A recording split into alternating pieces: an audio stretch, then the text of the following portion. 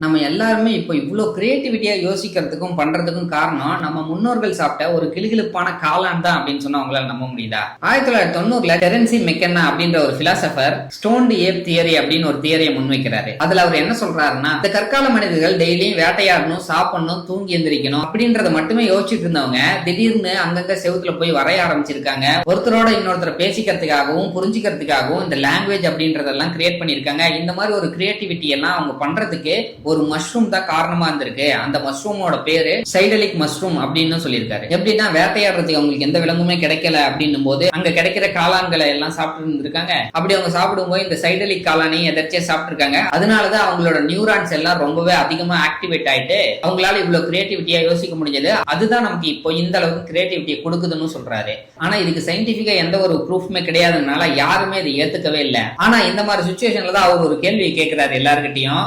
ஏன்டா கேரட் சாப்பிட்டா கண்ணு நல்லா தெரியும், வெண்டைக்காய் சாப்பிட்டா மூளை நல்லா ஒர்க் ஆகும், ஏன் இந்த முருங்கைக்காய் சாப்பிட்டா கூட மூடு நல்லா வரும்ன்றீங்களே, அப்ப இந்த காளான் சாப்பிட்டு உங்களுக்கு கிரியேட்டிவிட்டி வந்திருக்க கூடாதா அப்படின்னு சொல்லி கேட்கிறாரு. நீங்க சொல்லுங்க ஃப்ரெண்ட்ஸ், முருங்கைக்காவால அதை பண்ண முடியும்னா இந்த காளானால நம்ம கிரியேட்டிவிட்டியை கொடுக்க முடியாதா என்ன? நீங்க இந்த ஸ்டோன் ஆப் தியரியை நம்புறீங்களா இல்லையா அப்படின்றத கமெண்ட் பண்ணுங்க. அப்புறம் நாளைக்கு பார்க்கலாம்.